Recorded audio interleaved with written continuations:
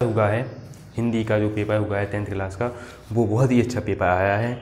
ज़्यादा tough paper नहीं आया है, बहुत ही सरल पेपर आया है। और हिंदी की क्लास से रिलेटेड, हिंदी के पेपर से रिलेटेड मैंने कल एक क्लास लेकर आया था, वो शाम के आई थी, थोड़ी लेट हो गई थी, लेकिन मुझे बताया आप लोगों ने कुछ उसमें से सीख लिया ही होगा। जो बहुत ही मोस्ट इम्पोर्टेंट की, तो जो 40 और 50 नंबर के लिए मैं कल क्लास लेकर आया था, लेकिन आप लोगों ने कर लिया होगा। और जो आज एक पेपर आया है हिंदी का, वो बहुत ही सरल, ज़्यादा टफ नहीं है और ज़्यादा सरल भी नहीं है, मीडियम साइज़ का पेपर है। तो आज की है एनालिसिस कहने वाले हैं कि आपके जो 20 ऑब्जेक्टिव क्वेश्चन बहुविकल्पी आए थे, वो कौन कौन से हैं, वो आप लोगों के सही हैं या गलत हैं, वो आप लोगों को मिला लेना है। क्योंकि यहाँ पर मैं सही बताऊँगा, जो बताऊँगा तो आपको क्लियरली मिला लेना है, जिससे आपको पता चल सके कि आप कितने अंकों का हल पेपर कर गया। यहाँ पर जो एक लड़का था वो 40 और 45 अंक का पेपर करके आया है, जो उसके लिए सही है उसके हिसाब से। ठीक है, चलो देख लेते हैं। ये रहा, देखो आपका पेपर, ये है आज का पेपर जो हुआ है आपका। ठीक है, तो मुझे पता है आपका भी पेपर अच्छा गया होगा। तो इसमें जो पहला क्वेश्चन था वो था आचार्य रामचंद्र शुक्ल। इसमें जो पहला क्वेश्चन था, आपको देख ही रहा होगा कि आचार्य रामचंद्र शुक्ल किसके लिए प्रसिद्ध हैं। तो जो आपके आचार्य रामचंद्र शुक्ल थे, वो आपके किसके लिए थे? आलोचना साहित्य के लेखक थे। जो आपके आचार्य रामचंद्र शुक्ल थे, वो आलोचना साहित्य के लिए प्रसिद्ध थे। किसके लिए थे? आलोचना साहित्य के लिए प्रसिद्ध थे। ठीक है, तो आपने यह कह लिया होगा। फिर दूसरे पे रखा है यहाँ पर कि गोदान उपन्यास के लेखक कौन है। तो गोदान जो उपन्यास है वो आपका प्रेमचंद का है। किसका है? वो आपका प्रेमचंद का है। जो आप लोग धीरे धीरे सभी क्वेश्चन मिलाते रहिए, जिससे आपको पता चल जाए। ठीक है, इसके बाद जो तीसरा क्वेश्चन आया था वो था नीड़ का निर्माण फिर के रचनाकार कौन है। नीड़ का जो निर्माण फिर है, उसके रचनाकार कौन है? तो उसके रचनाकार मैंने यहाँ पर बताया हरिवंश राय बच्चन है। कौन है? हरिवंश राय बच्चन है। इसी प्रकार चौथा क्वेश्चन है आपका झूठा सच। झूठा सच उपन्यास के लेखक कौन से हैं? मैंने आपको कुछ रचनाएं भी दी थी, उसमें से भी कुछ रचनाएं फंसी। इसमें झूठा सच है रचना, वो आपकी जो उपन्यास है वो आपका यशपाल जी का है। किसका है? इसके लेखक कौन है? यशपाल जी है। ठीक है, इसी प्रकार पांचवा क्वेश्चन है छायावाद। कि छायावाद की जो प्रवृत्ति होती है वह कैसी होती है? छायावाद की जो प्रवृत्ति होती है वो श्रृंगार और प्रेम वेदना जैसी होती है। श्रृंगार और प्रेम वेदना जैसी। आपके क्वेश्चन थोड़े अलग, मतलब यहाँ पर जैसे हैं या थोड़े अलग भी हो सकते हैं, लेकिन क्वेश्चन यही होंगे, मतलब डिफरेंट टाइम में लिखे होंगे, लेकिन आपको पूरे क्वेश्चन यहाँ पर मिलेंगे जो आपको मिला लेना। ठीक है, इसमें जो 6वां क्वेश्चन दिया गया है वो है कलम का सिपाही जीवनी है। जो वो किसकी है? तो इसमें जो कलम का सिपाही जीवनी है वो आपकी प्रेमचंद जी की रचना है। किसकी है? प्रेमचंद की जी की। ठीक है, और मुझे पता है आपने मिला ही लिए होंगे, लेकिन आप लोग यहाँ पर जो बताऊँगा मैं क्लियर बताऊँगा, जिससे आपको पता चल जाए कि आप 70 में से 75 में से कितने नंबर करके आए हैं। ठीक है, 70 नंबर को। ठीक है, इसके बाद है घनानंद किस काव्यधारा के कवि हैं। तो जो घनानंद हैं वो आपके रीतिमुक्त के हैं। इसी प्रकार जो आपका 8वां क्वेश्चन दिया गया है, हंस पत्र का संपादक हैं। हंस पत्रिका के कौन संपादक हैं? तो वो हैं आपके प्रेमचंद। कौन है? प्रेमचंद से रिलेटेड यहाँ पर बहुत ही रचनाएं दी गई हैं। ठीक है, इसी प्रकार जहाज का पंछी कृति, जो जहाज का पंछी है, किसकी रचना है, किस विधा की रचना है? वो आपकी है उपन्यास की।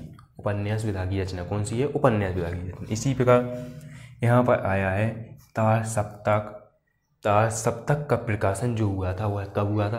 तो मैंने यहाँ से लिखा है कि जो तार सप्तक का प्रकाशन हुआ था वो 1943 ईस्वी में हुआ था। कब हुआ था? 1943 में। ठीक है, इसी प्रकार इसमें स्थायी भाव, मतलब रस से रिलेटेड है निर्वेद। जो निर्वेद है वो आपके यहाँ पर पूछ लिया गया है कि निर्वेद का स्थायी भाव क्या होता है।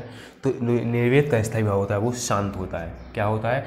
शांत रस का स्थायी भाव निर्वेद होता है। ठीक है, इसी प्रकार 12वां क्वेश्चन दिया गया है पीपर पात सरस मन डोला। पीपर पात सरस मन डोला में कौन सा अलंकार है?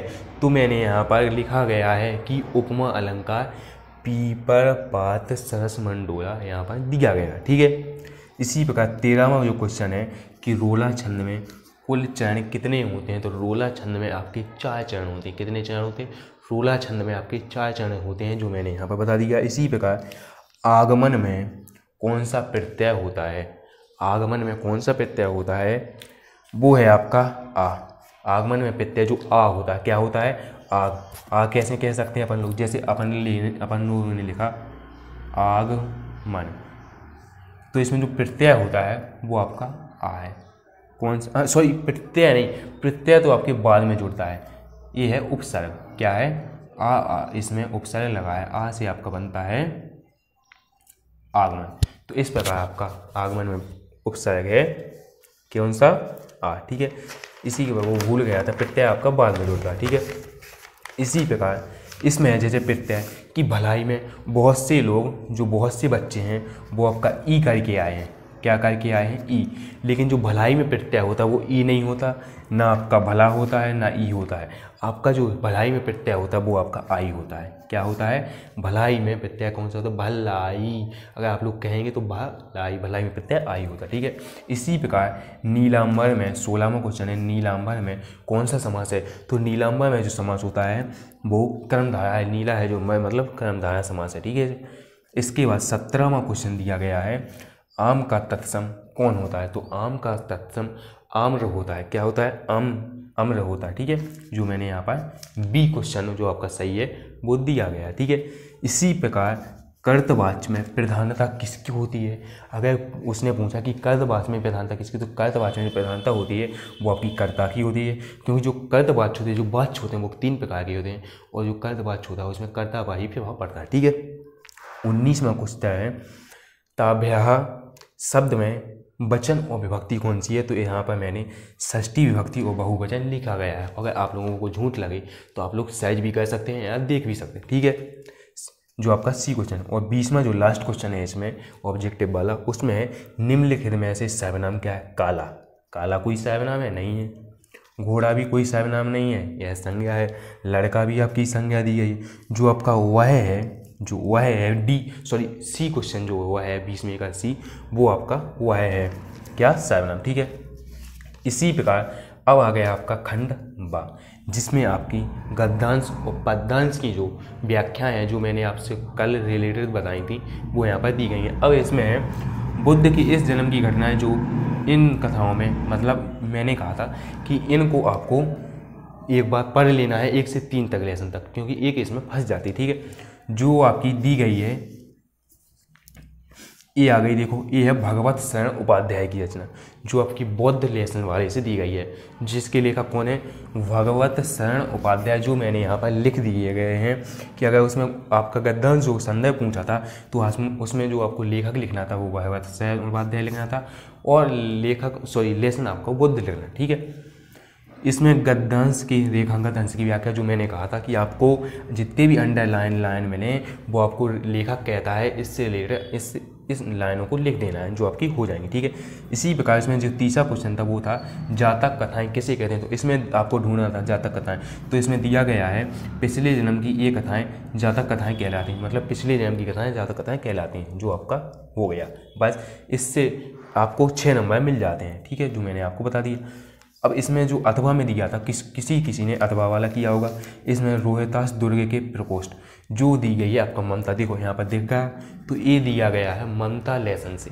तो आपको जो उपयुक्त गद्यांश का संदर्भ लिखना था वो था लेखक हैं इसके जयशंकर प्रसाद, और जो आपके पाठ का नाम है, इसके जो लेसन है उसका नाम है ममता, ठीक है, ममता। और रेखांकित अंश की व्याख्या मैंने आपको बता ही दी कि इस पर कह नहीं हो, जो आपको आप लोगों ने कर ली होगी, और ये तीसरा क्वेश्चन भी आप लोगों ने इसमें से छांट लिया होगा, ठीक है। इसी प्रकार आपका ये आ गया कौन सा, हाँ पद्यांश आ गया। पद्यांश मैंने कहा था कि वन पद बहुत मोस्ट इंपॉर्टेंट है, जो वन पद से एक पूछ लिया गया है, सुनी सुंदर बेन सुधार साने सायानी है जानकी जानी भली। जो यहाँ पर गद्यांश दिया गया है, जिसमें क्या लिखना था, 3 प्रश्नों के तो उत्तर देने थे जो नीचे दिए गए हैं। उपयुक्त गद्यांश रेखांकित अंश की व्याख्या और अनुराग तड़ाग, मतलब जो अनुराग तड़ाग वाला क्वेश्चन इसी में से ढूंढना था। रेखांकित अंश की व्याख्या इसी में से, मतलब इसका जो अर्थ है वो यहाँ पर लिखना था, ठीक है, जो आप लोगों ने पढ़ लिया होगा। और जो उपयुक्त पद्यांश का संदर्भ है, संदर्भ मैंने आपको बताया था कि उसमें आपको पाठ का नाम लिखना है और लेखक का नाम, जिसके लेखक आपके तुलसीदास हैं, वह वन पद से लिया गया है, ठीक है। ये बहुत ही अच्छा क्वेश्चन था, ठीक है। इसके बाद इसमें एक अथवा में था जो बहुत से लोगों ने किया, बहुत से बच्चों ने किया होगा।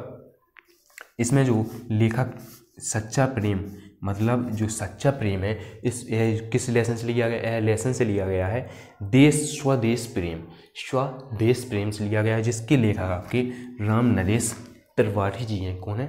राम नरेश त्रिपाठी जी। इसके जो लेखक हैं वो मैंने आपको बताई दी, ठीक है। इसके बाद इसमें जो 3 क्वेश्चन आए हैं वो पद्यांश के शीर्षक और कभी मतलब शीर्षक लेखक पाठ का नाम जिसका जो लिख देना था आपको स्वदेश प्रेम, और कवि का नाम लिख देना था आपको राम नरेश त्रिपाठी, और एक अंकित अंश की व्याख्या में आपको इसका जो अर्थ है वो लिखना था, ठीक है। इसी प्रकार तीसरा क्वेश्चन था प्रेम पर प्रेम निछावा की बात कही गई है, मतलब प्राण निछावा की मांग की गई है, जो आपको यहाँ पर ढूंढ पाते तो लिख लेते, वरना आपको जो अर्थ दिया गया था उसमें से लिखना था, ठीक है, जो आपको यहाँ पर दिया गया है।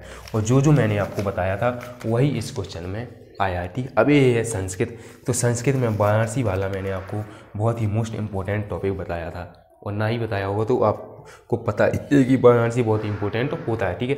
तो ये हो गया आपका वाराणसी में, जिसमें वाराणसी प्राचीन कालदेव, मतलब ये वाराणसी कहाँ पर स्थित है, मतलब इस प्रकार आपको जो वाराणसी का है ये आपको वाराणसी से रिलेटेड लेसन है, मतलब जो संदर्भ लिखना था वो आपको वाराणसी में उसका नाम जो लेखक तो नहीं हुए हैं इसके, जो आपका पाठ का नाम होता है वो वाराणसी होता, तो आपको इस प्रकार संदर्भ लिखना था।